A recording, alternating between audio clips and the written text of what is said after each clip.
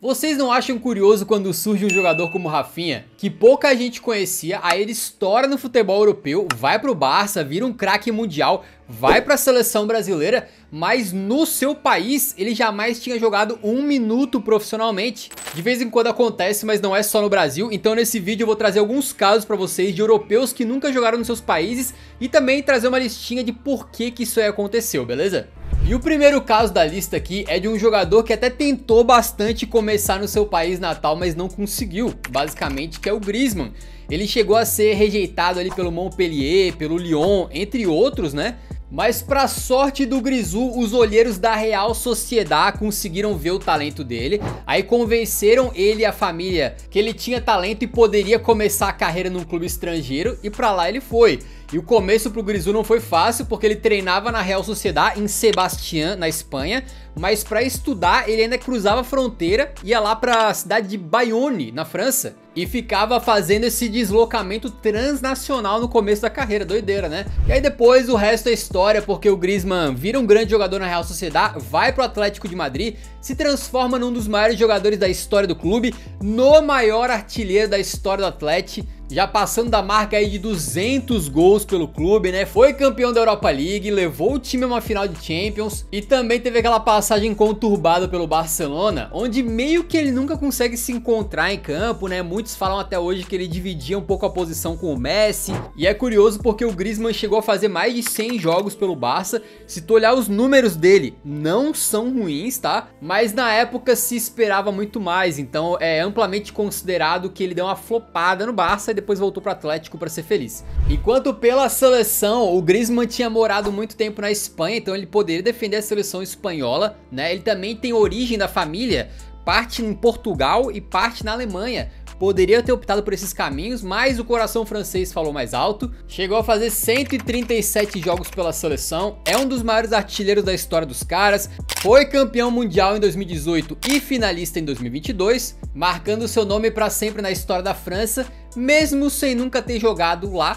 Por quê? Porque foi rejeitado no seu país, né? E buscou chances em outro lugar. Agora o Griezmann tá se aproximando do final da carreira, poderia de repente voltar para a França se ele quisesse, mas tem toda a cara de que ele vai terminar a sua jornada lá na MLS. Outro jogador francês que nunca disputou um jogo por um clube francês é o Théo Hernandes, né? E a história de origem dele e do seu irmão Lucas Hernandes é bastante curiosa, tá? Isso porque ambos são filhos de um ex-jogador francês de origem espanhola que chamava Jean-François Hernandes, que teve os dois garotos quando defendia o Olympique de Marselha na década de 90. Só que daí logo depois ele muda pra Espanha porque ele vai defender o Atlético de Madrid. E não vai só o pai, obviamente, vai a mãe, vai os garotos, vai a família inteira.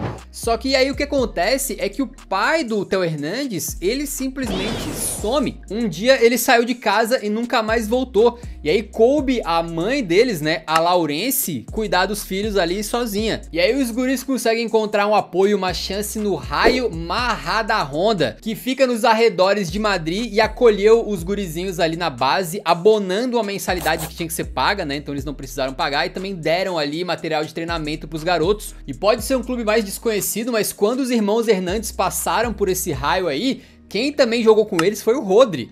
E outro cara que tava na base do mesmo clube era o Marcos Llorente. Então tu pensa como eles revelaram jogadores de elite, né? Os irmãos Hernandes ainda foram juntos pro Atlético de Madrid, que era ex-clube do seu pai, né? E o caminho dos dois só foi para rotas diferentes quando o Théo foi pro Real, uma transferência que inclusive fez com que o Rayo ganhasse muitos milhões de euros, o que foi ótimo para compensar o clube pela boa ação que fez pelos garotos, né? Enquanto Lucas Hernandes vai pro Bayern de Munique e depois pro PSG, então sim jogou em solo francês, né? O Théo não, ele acaba não indo muito bem no Real Madrid, vai pro Milan, lá ele se consolida, em determinados momentos ali foi um dos melhores laterais do mundo, e também isso faz com que ele consiga sua vaga na seleção francesa. Agora resta saber como é que vai ser a carreira do Théo Hernandes no final das contas, porque ele foi jogar lá no futebol árabe, mas assim, ele ainda tem 27 anos, né? Com certeza dá tempo de no futuro ele voltar pra jogar, por exemplo, pelo Olympique de Marselha, que é a cidade onde ele nasceu na real. A gente continua na França porque, acreditem, ainda tem mais um caso que eu queria contar pra vocês, beleza? Que é do Olise. O Olise vem aí com uma ascensão meteórica na carreira, né, jogando muito bem pelo Bayern de Munique, pela seleção francesa, mas ele nunca jogou num clube francês e inclusive sequer nasceu na França, né? O laço do Olise com a França é porque a mãe dele é uma francesa de origem argelina, enquanto o pai, ele era nigeriano. Aí já tem 3 países envolvidos, só que o homem foi nascer em Londres, na Inglaterra. Uma mistura muito grande, né, que inclusive fez com que várias seleções quisessem disputar ali a convocação dele. O início do Olise no futebol foi muito forte, né, passando pela base de grandes clubes ingleses como Arsenal, Chelsea e Manchester City, mas o primeiro clube que realmente abriu as portas para ele foi o Reading, onde ele fez o pulo pro profissional, e aí jogou muito bem pelo Reading na segundona inglesa, e atraiu os olhares atentos do Crystal Palace, onde ele também foi muito bem, né, torou na Premier League, e assim deu o salto direto pro Bayern de Munique, que pagou 60 milhões de euros pelo homem, né, a 4ª transferência mais cara do Bayern na época. E o Olise caiu basicamente como uma luva naquele elenco, e na primeira temporada ele já conseguiu o número mágico, né? O famoso 20-20. 20 gols e 20 assistências na primeira temporada pelo clube, é fantástico. E o futuro da carreira dele a gente não sabe o que vai acontecer, mas ele já teve uma oportunidade de brilhar em solo francês sim, não pelo clube, mas sim pela seleção nos Jogos Olímpicos de 2024, que foi na França, né? E o Olise foi um dos principais destaques aí da seleção deles, que levou a prata, participando diretamente de 7 gols na campanha das Olimpíadas. O próprio Olise disse que, tipo, as Olimpíadas devem ter me ajudado a ser mais conhecido na França, porque antes disso meio que ninguém sabia quem ele era, saca? Então ele pode nunca ter jogado por um clube francês, mas já fez bonito pela seleção. E apesar de ser um cara assim, mais na dele, né, tem o seu estilo muito único, de vez em quando não comemora muitos gols. Também teve aquele momento em que o Bayern tava comemorando o título e ele literalmente tava no celular jogando xadrez. É um homem que certamente não se importa de ser diferentão e seguir o seu próprio caminho, né? E agora, ó, diferente do Theo Hernandes, do Olise e do Griezmann, né? O próximo caso da lista justamente começou a jogar no futebol francês, que é o Eden Hazard. Muito porque ele nasceu na cidade de La Louvière, que é na parte da Bélgica que fala francês, tá? E ele até começou a chutar uma bola pela primeira vez nos clubes locais ali, mas segundo o treinador da base, o que acontece é que o Hazard já era muito bom, né? Ele já era muito à frente dos seus coleguinhas e precisava dar um voo maior logo de cara. Então com 14 anos ele já cruza a fronteira e vai jogar no Lille da França. Não era tão longe, tá? Uma travessia de uns 100 km mais ou menos.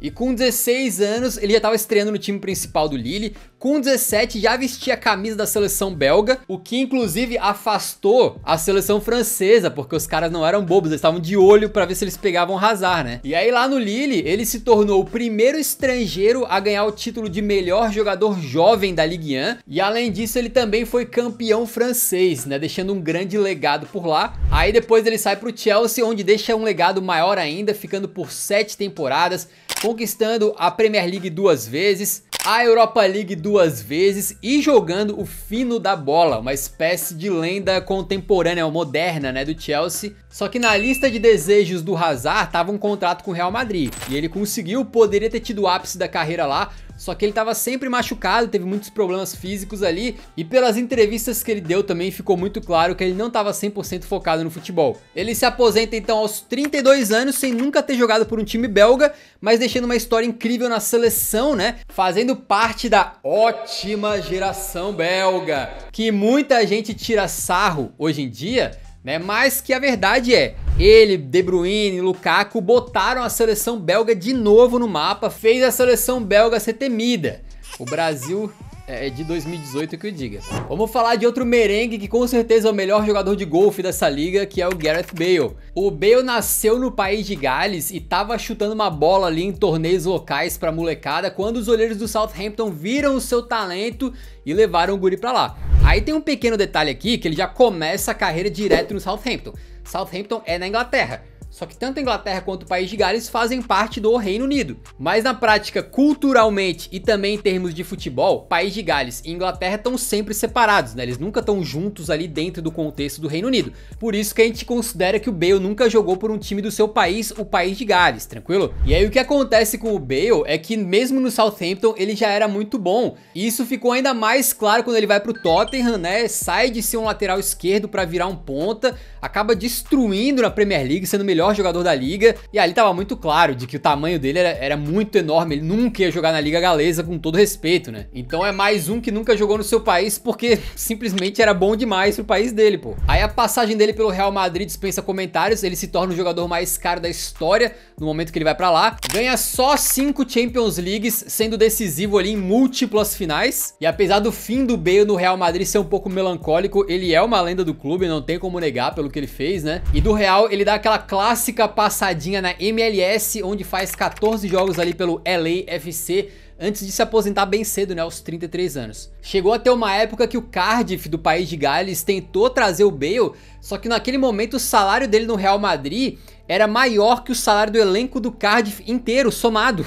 Então não tinha como os caras chegarem nem perto, e por isso que ele foi jogar na MLS, tá me entendendo? Mas a atuação dele no futebol galês pode vir agora, porque ele tem feito tratativas pra comprar exatamente o Cardiff City. Então quem sabe, né, ele não compra o clube e ainda mete aquela assim, pô, já que tá na terceirona, dá pro Bale sair da aposentadoria, dá não? Jogar um pouquinho ali, capaz de ser o craque da terceirona ainda, eu não duvidaria. E ainda na Premier League a gente pode falar agora do David Raya, que apesar de estar jogando muito bem lá no campeonato inglês, ele nunca conseguiu se firmar ainda na seleção espanhola, e talvez seja porque ele nunca jogou profissionalmente na Espanha. Os primeiros passos dele foram no clube chamado Cornellà, que atualmente está na 5ª divisão da Espanha e fica ali na zona metropolitana de Barcelona, e que já teve na base jogadores que depois fizeram grandes carreiras pelo Barcelona, por exemplo, como o Jordi Alba e o próprio Pep Guardiola. Porém, o destino do Raya foi muito mais inusitado, é o único caso da lista que aconteceu algo assim, tá? Acontece que com 16 anos ele vai pro Blackburn Rovers.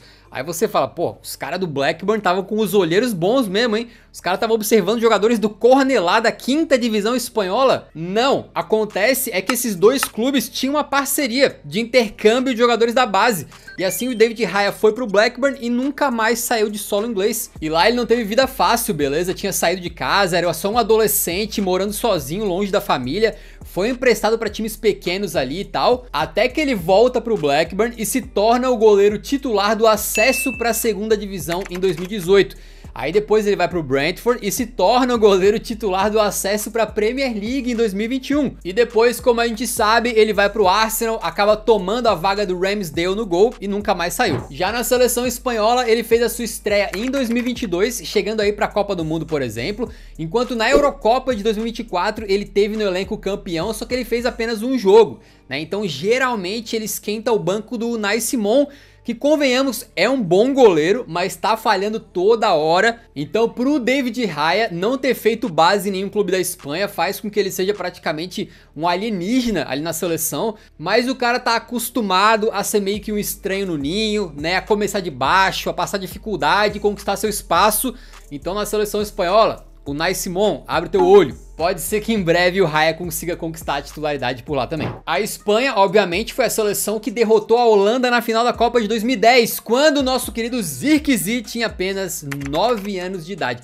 O Zirkzee nasceu nos arredores de Roterdã e começou a fazer categorias de base ali no Feyenoord. Então tinha tudo para ser um desses guris que se destaca primeiro no futebol holandês e depois sai para um clube maior e tal. Só que os olheiros do Bayern de Munique estavam atentos e levaram ele para a base dos bávaros logo de cara. Então ele nunca tinha feito um jogo profissional na Holanda. No Bayern de Munique, se tu for olhar a ficha dele, ele tem até um monte de títulos, mas nunca teve espaço, né? Sempre era aquele reservaço que entrava uns minutinhos ali e acabou sendo emprestado pro Parma, pro Anderlecht e depois vendido pro Bolonha, onde ele conseguiu dar uma explodida, porque foi o artilheiro daquele Bolonha, que jogou um futebol excelente, comandado pelo Thiago Motta, foi até pra Champions League e tudo, com o Zirkzee sendo eleito na época o melhor jogador jovem da Série A italiana. E aí depois desse grande ano que ele teve, ele é contratado então pelo poderoso Manchester United, onde a passagem dele, assim como a de tantos jogadores, né, é muito lamentável. Ele não foi bem, chegou a ser vaiado pela torcida num dos jogos aí, e também ficou fora de convocações da seleção holandesa recentemente. Porém, esse aí é um camarada que com certeza pode acabar voltando pro seu país natal, se continuar sem espaço no Manchester United.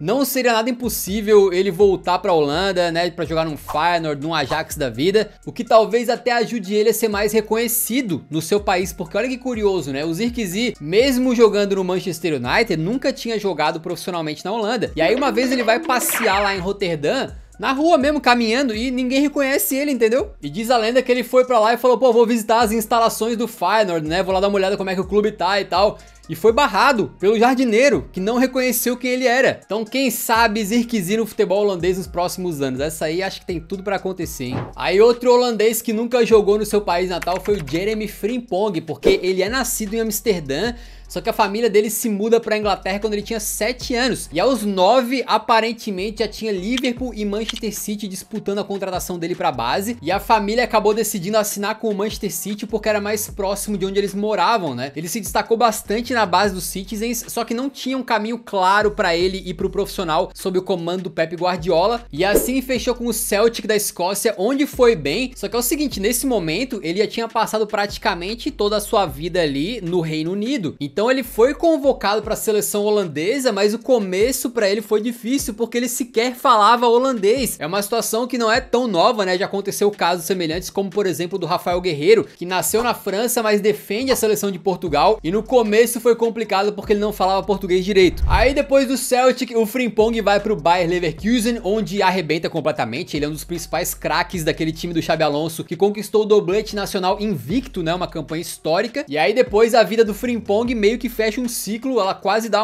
um fechamento irônico ali, porque se lá no começo, né, o Liverpool queria ele, acabou fechando com o City pra base, agora o Liverpool falou, não, tu é bom demais, vai jogar aqui sim. Os caras torraram a grana e levaram o Frimpong, né, pra jogar lá com parceiros de seleção como o Gakpo e o Van Dijk, que tem essa cena maravilhosa aí, que eles têm uma diferença de altura só um pouquinho, né, só um pouquinho diferente. E esse aí, se tudo der certo, nunca vai jogar no campeonato holandês, porque ele não só tem tudo pra fazer uma carreira em altíssimo nível dos maiores clubes da Europa, como ele também talvez tenha até uma identificação maior com o Reino Unido, por ter crescido e se profissionalizado lá, não tenho certeza. E agora vamos falar de outro jogador do Liverpool que nunca jogou no seu país natal, que é o Dominik Szoboszlai. A Hungria, como vocês sabem, né, já foi uma das seleções mais fortes do mundo, era muito respeitada, era revolucionária, mas isso hoje em dia meio que é história empoeirada de museu, né, são apenas lembranças. O futebol húngaro mudou muito, a liga perdeu relevância completamente, eles pararam de revelar grandes talentos, né? Só que nesse cenário meio que de terra arrasada, assim, do nada surgiu uma joia, o Szoboszlai. Ele é o primeiro grande craque húngaro em décadas. E não foi à toa, né? Basicamente o Szoboszlai é fruto de um dos projetos futebolísticos mais interessantes lá do país, que é uma academia chamada de Phoenix Gold, criada e comandada por Zsolt Szoboszlai, que é justamente o pai do Szoboszlai. Nesse projeto aí, então, ele se destaca em torneios juvenis, quase vai parar no ADO Den Haag da Holanda e na Atalanta, mas quem foi mais rápido para assinar com ele foi o RB Salzburg.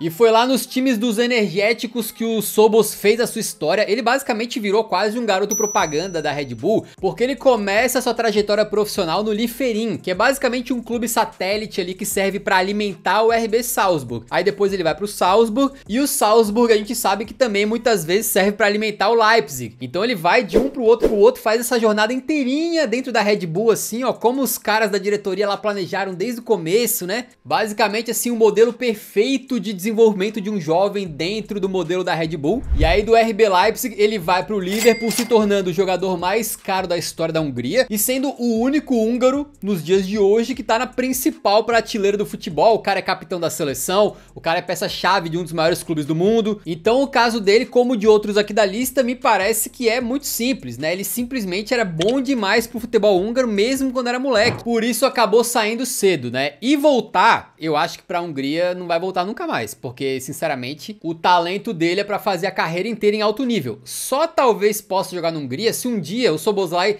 virar aqueles veteranos assim de 39 anos que não quer se aposentar de jeito nenhum, aí começa a pular em clube pequeno, aí de repente vai pra um clube da Hungria lá, aí talvez. Mas eu acredito que não vai acontecer, beleza? Agora a gente falou de um monte de casos de europeus, mas aqui no canal a gente também tem um vídeo que tá passando aqui, que a gente fala de casos de brasileiros, como o Rafinha, por exemplo, que saíram do Brasil muito cedo, nunca jogaram profissionalmente num clube brasileiro e mesmo assim se tornaram grandes jogadores, beleza? Vale a pena clicar aqui para assistir também.